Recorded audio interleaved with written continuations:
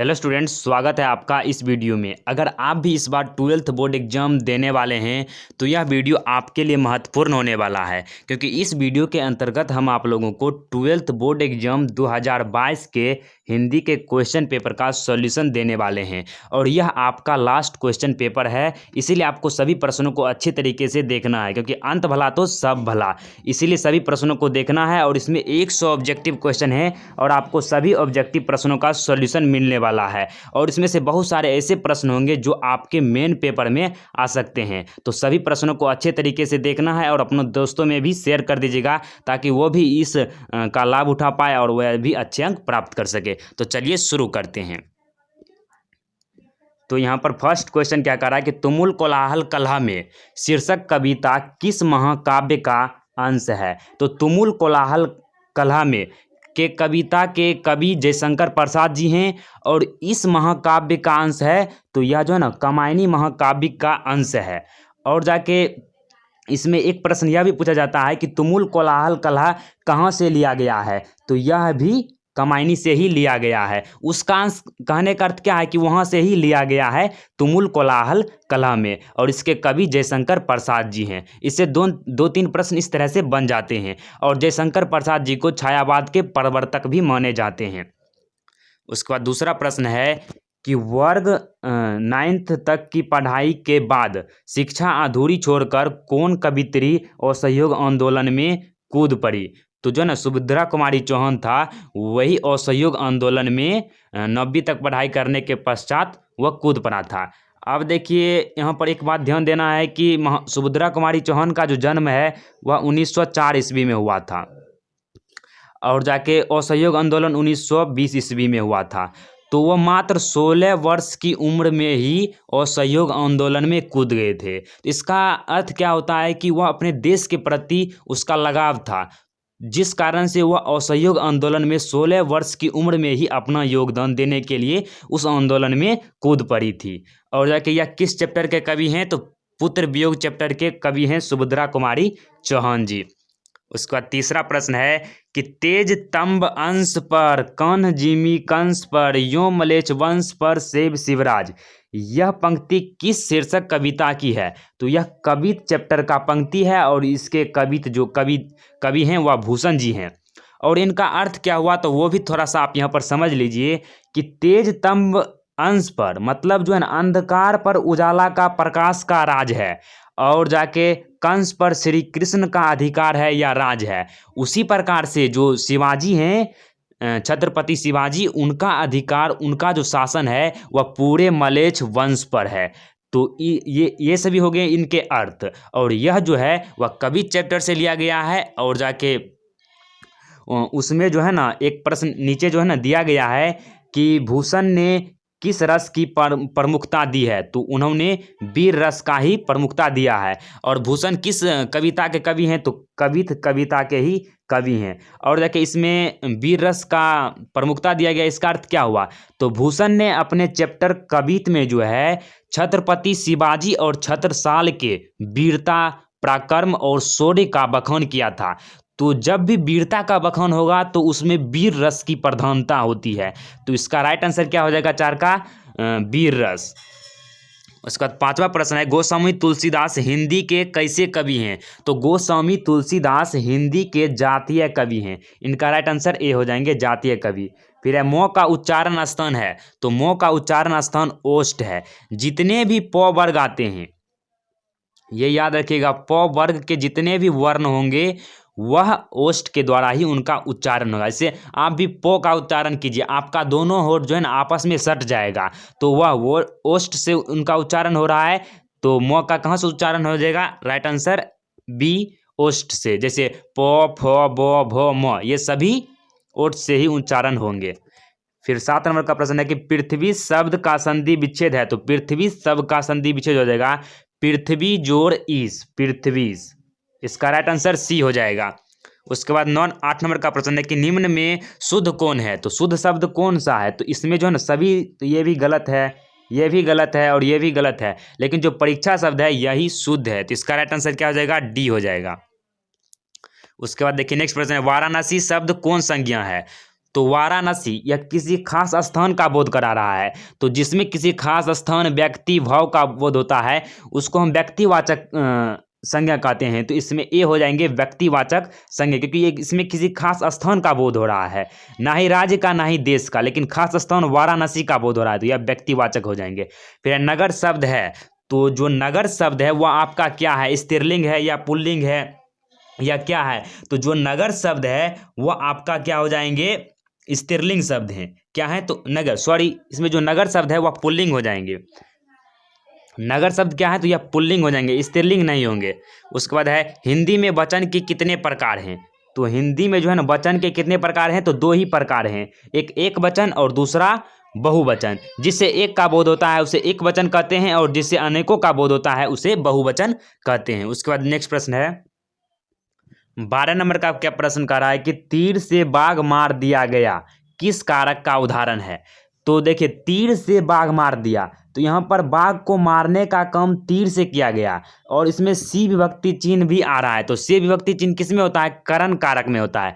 कर्ता ने कर्म को करण से, तो से विभक्ति चिन्ह से भी आप इसका उदाहरण लगा सकते हैं कि डी हो जाएगा करण कारक। उसके बाद नेक्स्ट है कि 13 नंबर का प्रश्न कि वह मेरा छोटा भाई सौरभ है किस सर्वनाम का उदाहरण है? तो वह मेरा छोटा भाई सौरभ है, इसमें निश्चित है कि वह उसका भाई छोटा सौरभ ही है, तो इसमें निश्चितता का बोध हो रहा है, तो यह हो जाएंगे निश्चयवाचक सर्वनाम। और सर्वनाम के कितने प्रकार होते हैं? तो इसके 6 प्रकार होते हैं। कौन कौन? तो यहाँ पर 4 दिया गया है, निश्चयवाचक, निजवाचक, संबंधवाचक और अनिश्चयवाचक, और एक होता है पुरुषवाचक और प्रश्नवाचक। कुल मिलाकर 6 सर्वनाम के प्रकार होते हैं। उसके बाद है 14 नंबर का प्रश्न कि सबधन कौन सा विश्लेषण है? तो यहाँ पर विश्लेषण नहीं होगा, विशेषण।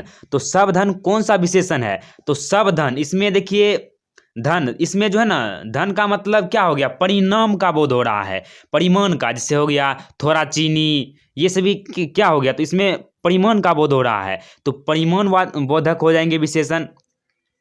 जैसे आप इसमें इस तरह से भी बोल सकते हैं, थोड़ा चीनी दो, थोड़ा दाल दो, तो इसमें परिमाण का बोध हो रहा है कि वह कितना है, जैसे 1 किलोग्राम चीनी, इसमें परिमाण का बोध हो रहा है, तो ये हो जाएंगे परिमाण वाचक या परिमाण बोधक विशेषण। तो इसका राइट आंसर क्या हो जाएगा? बी हो जाएगा। और विशेषण के कितने प्रकार हैं? तो विशेषण के 4 ही प्रकार हैं, एक संख्यावाचक, एक परिणाम बोधक वाचक, और एक गुणवाचक, और एक सार्वनामिक विशेषण। तो इस तरह से 4 प्रकार विशेषण के होते हैं, ये भी पूछा जा सकता है।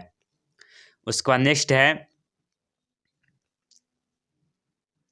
कि क्रिया के कितने भेद होते हैं? तो क्रिया के 2 भेद होते हैं, एक सकर्मक क्रिया और एक अकर्मक क्रिया। तो क्रिया के 2 भेद हो जाएंगे। उसके बाद वह जाएगा किस काल का उदाहरण है? तो वह जाएगा भविष्य में, कब जाएगा ये पता नहीं है, लेकिन वह जाएगा, तो भविष्य का बोध हो रहा है, तो भविष्यत काल हो जाएंगे।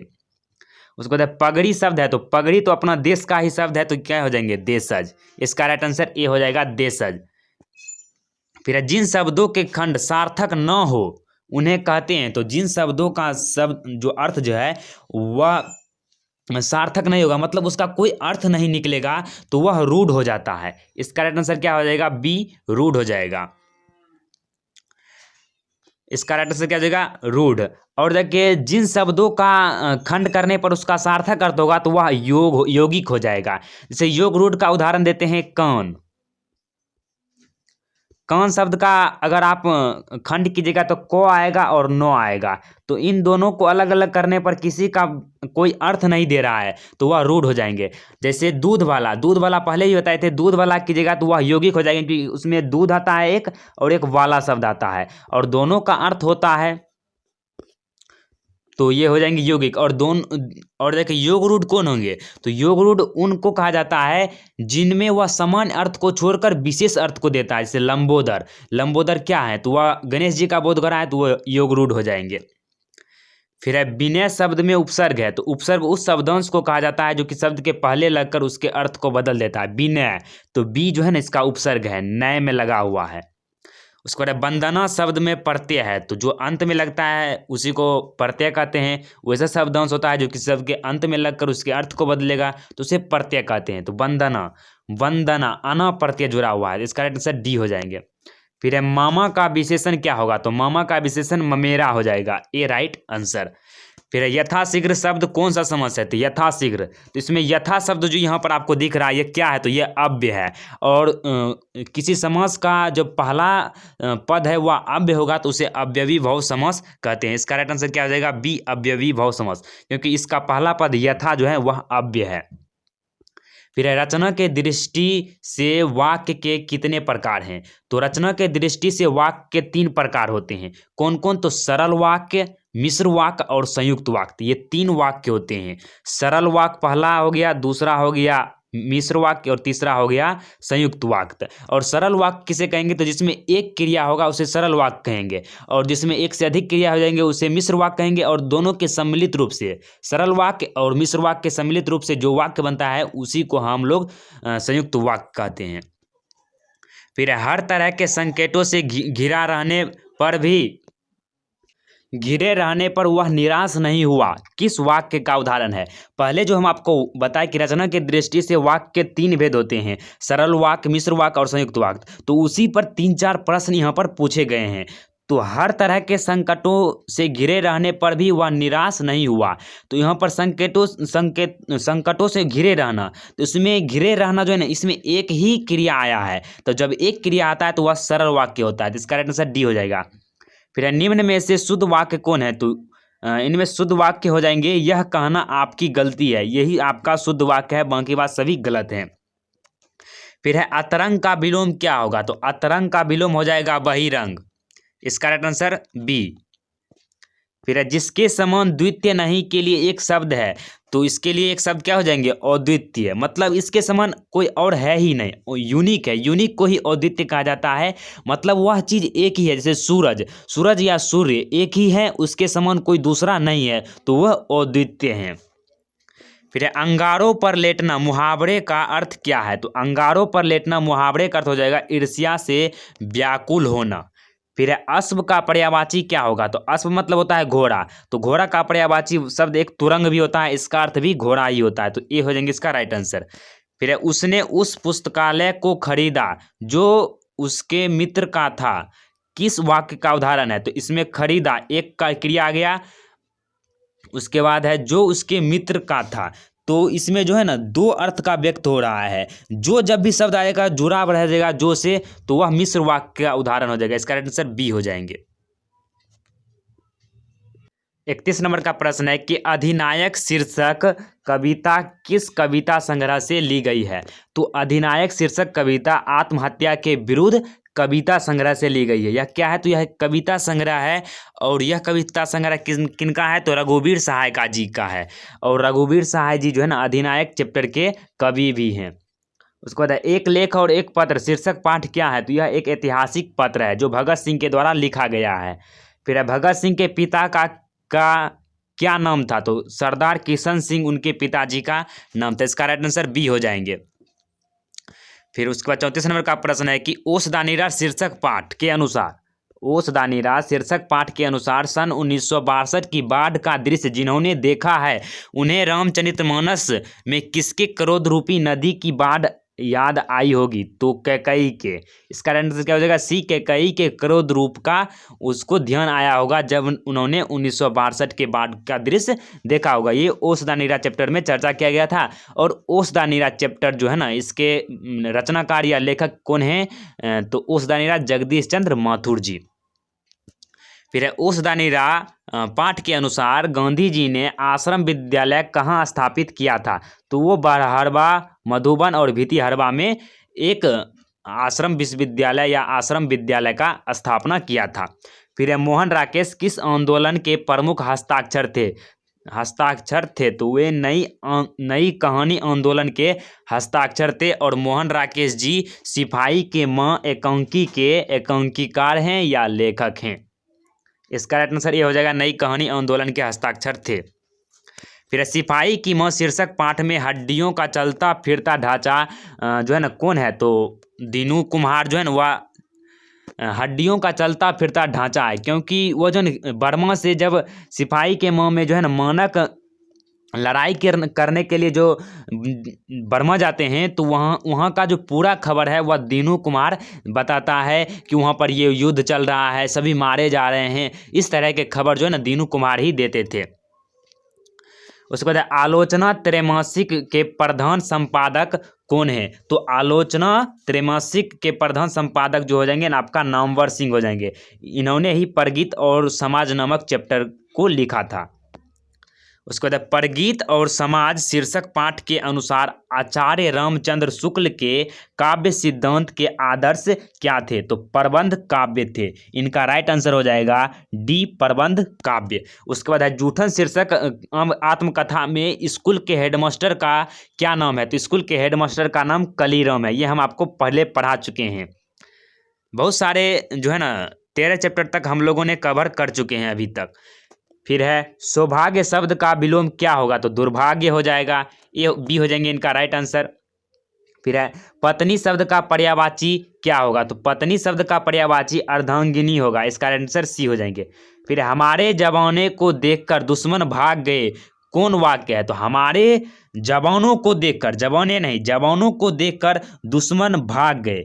तो इसमें जो दुश्मन भाग गए इसमें एक ही क्रिया का बोध हो रहा है। जब एक क्रिया आएगा तो वह सरल वाक्य का उदाहरण हो जाएंगी। इसका आंसर क्या हो जाएगा? सी, सरल वाक्य।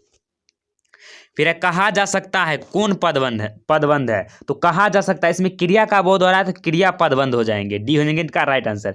फिर चतुर्भुज शब्द कौन समास है? तो चतुर्भुज द्विगुणी समास हो जाएंगे। क्यों हो जाएंगे? क्योंकि द्विगुणी समास में पहला जो उसका पद है वह संख्यावाचक होता है। जैसे चतुर्भुज से 4 का बोध हो रहा है, यह संख्या है तो यह द्विगुणी समास का उदाहरण हो जाएंगे। फिर है विकास शब्द का विशेषण क्या होगा? तो विकास शब्द का विशेषण विकसित हो जाएंगे। फिर है संज्ञा सर्वनाम या विशेषण के अंत में लगने वाले प्रत्यय को कहते हैं तो उन प्रत्यय को हम तदिंग कहते हैं। इसका राइट आंसर क्या हो जाएगा? तदिंग। यहां पर आप देख सकते हैं इसका राइट आंसर हो जाएगा ए, तदिंग, जो संज्ञा या सर्वनाम या विशेषण के अंत में लगता है। तदिंग भी एक प्रत्यय है लेकिन वह संज्ञा सर्वनाम या विशेषण के अंत में लगेगा तब उसे तदिंग कहेंगे। फिर है योर और लो वो कौन व्यंजन है? तो ये अंतस्थ व्यंजन है। इसका आंसर सी हो जाएंगे। फिर है हिंदी में अनुनासिक वर्णों की संख्या कितनी है? तो उनकी संख्या 5 है। इनमें आपको बहुत कम बताएंगे कि कौन कौन है। तो अनुनासिक वर्णों की संख्या 5 है और कौन कौन है तो इसमें आप थोड़ा सा ध्यान दीजिए। आपका जो है ना पहले हो जाएगा अंगो है, उसके बाद नियो है, उसके बाद नौ भी हो जाएंगे, उसके बाद ये वाला भी 9 हो जाएंगे और मौ हो जाएंगे। इस तरह से आपका पांच जो है वह अनुनासिक वर्ण है। फिर है दिगंबर शब्द का संधि विच्छेद क्या होगा? तो दिक जोड़ अंबर, दिगंबर। क्योंकि इसमें जो है जब भी क हलंत किसी वर्ग का पहला वर्ण से क वर्ग का पहला क, चौ वर्ग का चौ, तो उसके बाद कोई जो स्वर आता है तो इसका तीसरा वर्ण हो जाता है। जैसे क, ख और गो, तो तीसरा वर्ण 1 2 और 3, तीसरा वर्ण इसका गो है तो गो हो जाता है जब इस तरह का स्ट्रक्चर यहाँ पर बनेगा। फिर है किन्होंने पढ़ाया लंबी कविताएं ही लिखी? तो गजानन माधव मुक्ति जी जो है वह हमेशा लंबी कविताएं ही लिखा है। इसका नाम भी लंबा है इसमें तो लंबी कविता इन्होंने ही लिखा, एक तरह से सोच सकते हैं। फिर है इबारत से घिरी, इबारत से घिरी मात्राएं शीर्षक कविता संग्रह किनकी रचना है? तो इबारत से घिरी कविता संग्रह जो है वह अशोक वाजपेयी का रचना है। इसका राइट आंसर क्या हो जाएगा? बी। फिर है गांव का घर शीर्षक कविता के अनुसार पंचायती राज में कौन खो गया? तो पंच परमेश्वर जो है वह खो गया था। और गांव का घर चैप्टर के कवि कौन है? तो ज्ञानेंद्र पति जी हैं। फिर हार जिस शीर्षक कविता में मशक वाला क्या कर रहा है? तो सड़क को सींच रहा है। इसका राइट आंसर क्या हो जाएंगे? डी। फिर सर्कस का प्रकाश बुलोया शहर से कितनी दूर से आने वाला है? तो 10 कोस दूर से आने वाला है। फिर अशोक वाजपेयी जी ने कहाँ रहकर स्वतंत्र लेखन किया था? तो वह दिल्ली में रहकर स्वतंत्र लेखन किया था। फिर प्यारे नन्हे बेटे को शीर्षक कविता का नायक कहाँ का रहने वाला है? तो वह जो है ना रायपुर छत्तीसगढ़ का रहने वाला है। इसका आंसर डी हो जाएंगे। फिर लिखने का कारण शीर्षक निबंध किस लेखक की रचना है? तो जो लिखने का कारण है यह रघुवीर सहाय जी का रचना है। इसका आंसर डी हो जाएंगे। और रघुवीर सहाय जी किस चैप्टर के कवि हैं? तो अधिनायक चैप्टर के कवि रघुवीर सहाय जी हैं। इसका आंसर डी। फिर गजानन माधव मुक्तिबोध अपने रचनात्मक जीवन में किन दो प्रधान वैश्विक विचारधाराओं के संसर्ग में आए? तो अस्तित्ववाद एवं मार्क्सवाद के संसर्ग में गजानन माधव मुक्तिबोध जी आए थे। इन्हीं ये किस चैप्टर के कवि हैं? तो जन जन का चेहरा एक। फिर है नील जल में या किसी की गौर झिलमिल दे जैसे हिल रही हो, यह पंक्ति किस शीर्षक कविता से है? तो यह उषा शीर्षक कविता से है और इसके कवि शमशेर बहादुर सिंह जी हैं। फिर सूरदास किस भाषा के कवि हैं? तो सूरदास जी व्रज भाषा के कवि हैं। गीतावली किसकी रचना है? तो गीतावली तुलसीदास की रचना है। फिर नवादास किसके समकालीन थे? तो वह तुलसीदास के समकालीन थे। इसका राइट आंसर ए हो जाएंगे। 64 नंबर का प्रश्न है कि हारजीत शीर्षक कविता किस प्रकार की रचना है? तो यह एक गद्य कविता है। ये गद्य कविता कैसे होता है? तो ये गद्य के द्वारा लिखा गया है। आपको लगेगा तो ये तो कहानी टाइप का है, लेकिन यह एक कविता है क्योंकि गद्य के रूप में लिखा गया है। फिर मीरा ने अपना प्रियतम किसे कहा है? तो कृष्ण को कहा है और यह शायद 11th का है, मीरा के पद चैप्टर से लिया गया प्रश्न। उसके बाद है शिवा बावनी के कितने मुक्तकों में छत्रपति शिवाजी की वीरता का बखान है? तो 52 मुक्तकों में शिवाजी के वीरता का बखान किया गया है। तो इसका राइट आंसर क्या हो जाएंगे? 52। उसके बाद है झरना शीर्षक काव्य संकलन किस कवि की रचना है? तो झरना शीर्षक काव्य संकलन जयशंकर प्रसाद जी का रचना है। यह बहुत ही महत्वपूर्ण रचना है, ये बार बार पूछा जाता है। जयशंकर प्रसाद जी का रचना है। जैसे ध्रुव स्वामिनी इन्हीं का रचना है, कमायनी इन्हीं का रचना है। जो आप तुमुल कोलाहल चैप्टर पढ़ते हैं वह कमायनी से लिया गया ही है और वह जयशंकर प्रसाद की रचना है। फिर सुभद्रा कुमारी चौहान का निधन कैसे हुआ? तो कार दुर्घटना में उनका निधन हुआ था। फिर शमशेर बहादुर सिंह ने सोवियत संघ या रूस की यात्रा कब की थी? तो 1978 में उन्होंने सोवियत रूस की यात्रा की थी। इसका आंसर बी हो जाएंगे 1978। फिर नील नदी अमेजन मिसौरी में वेदना से गाती हुई बहती बहाती हुई जिंदगी की धारा एक, यह पंक्ति किस शीर्षक कविता से है? तो जन जन का चेहरा एक। आप इसमें पकड़ सकते हैं कि जिंदगी की धारा एक शब्द जब भी आएगा तो वह जन जन का चेहरा एक शीर्षक कविता से लिया गया होगा। तो इसका आंसर सी हो जाएंगे और इसके कवि गजानन माधव मुक्तिबोध जी हैं। फिर निम्न में शुद्ध शब्द कौन है? तो शुद्ध शब्द हो जाएंगे तत्व ही। फिर जिस संज्ञा से नाप तोल वाली वस्तु का बोध हो उसे कहते हैं द्रव्यवाचक। जिससे नाप तोल वाली वस्तु का बोध होता है उसे द्रव्यवाचक संज्ञा कहते हैं। इसका आंसर सी हो जाएंगे। फिर है शिक्षा शब्द क्या है? तो जो शिक्षा शब्द है वह कौन सा शब्द है? स्त्रीलिंग है या पुल्लिंग है? तो जो शिक्षा शब्द है यह हो जाएंगे आपका स्त्रीलिंग। क्या है? तो स्त्रीलिंग हो जाएंगे। फिर भिक्षा शब्द क्या है? तो भिक्षा शब्द तत्सम हो जाएंगे क्योंकि भिक्षा जो है यह एक संस्कृत के शब्द हैं और ज्यों ही हम संस्कृत के शब्द को हिंदी में अब उपयोग करते हैं तो वह तत्सम के अंतर्गत उपयोग करते हैं क्योंकि हमने शब्द के 4 भागों में बांटे, तत्सम तद्भव देशज विदेशज, 4 भागों में बांटे थे शब्द के भेद रचना के दृष्टिकोण से। तो इस प्रकार से जो भिक्षा शब्द है वह तत्सम शब्द है। फिर पाठक शब्द का स्त्रीलिंग रूप क्या होगा? तो पाठक शब्द का स्त्रीलिंग रूप पाठिका होगा।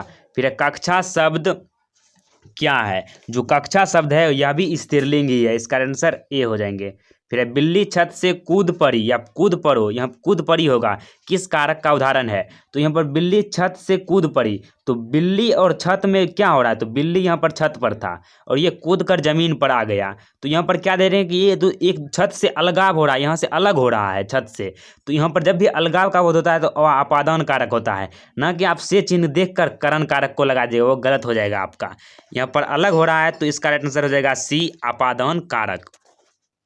यहाँ पर क्या है? अपादान कारक हो जाएंगे। फिर देश विदेश शब्द कौन सा समास है? तो देश विदेश कौन सा समास हो जाएंगे? तो ये देश विदेश द्वंद्व समास हो जाएंगे क्योंकि देश का उल्टा होता है विदेश। तो विलोम का अर्थ जो ही व्यक्त होगा वह द्वंद्व समास हो जाएंगे और योजक चिन्ह भी इसमें आए हुए हैं। फिर कोसों दूर भागना मुहावरे का क्या अर्थ है? तो बहुत अलग रहना, ये हो जाएंगे इसका राइट आंसर। फिर जो स्त्री अभिनय करे के लिए एक शब्द क्या होगा? तो अभिनेत्री हो जाएगा, आसान ही था। फिर नेक्स्ट है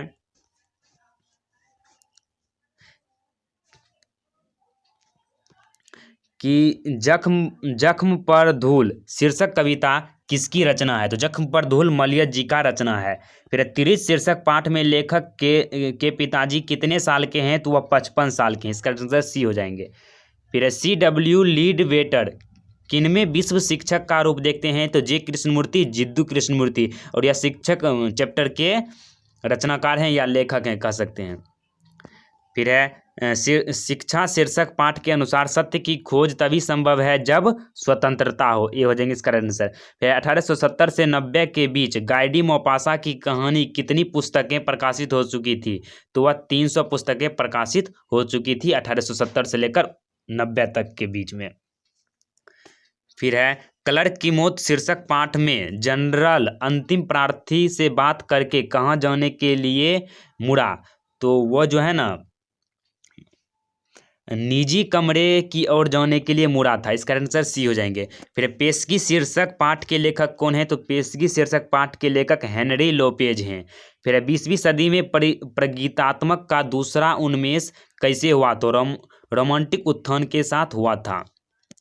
फिर ओम प्रकाश वाल्मीकि को डॉक्टर भीमराव अंबेडकर राष्ट्रीय पुरस्कार कब प्राप्त हुआ? तो 1993 में प्राप्त हुआ था। जूठन आत्मकथा के कवि लेखक हैं। फिर नाटक के क्षेत्र में जयशंकर प्रसाद के बाद सबसे बड़ी प्रतिभा कौन माने जाते हैं? तो मोहन राकेश जी माने जाते हैं।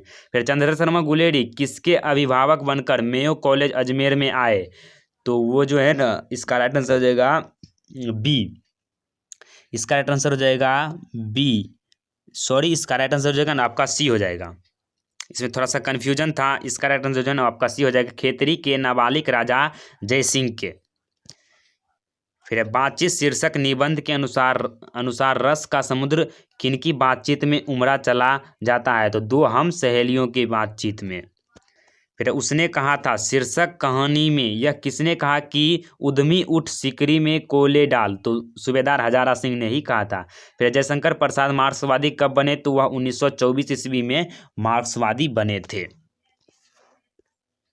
उसके बाद 95 नंबर का प्रश्न है कि जयप्रकाश नारायण का पुकार का नाम क्या था, या अर्थात बचपन का नाम क्या था? तो उसके बचपन का नाम बाउल था। उसे बचपन में प्यार से बाउल कह के पुकारते थे।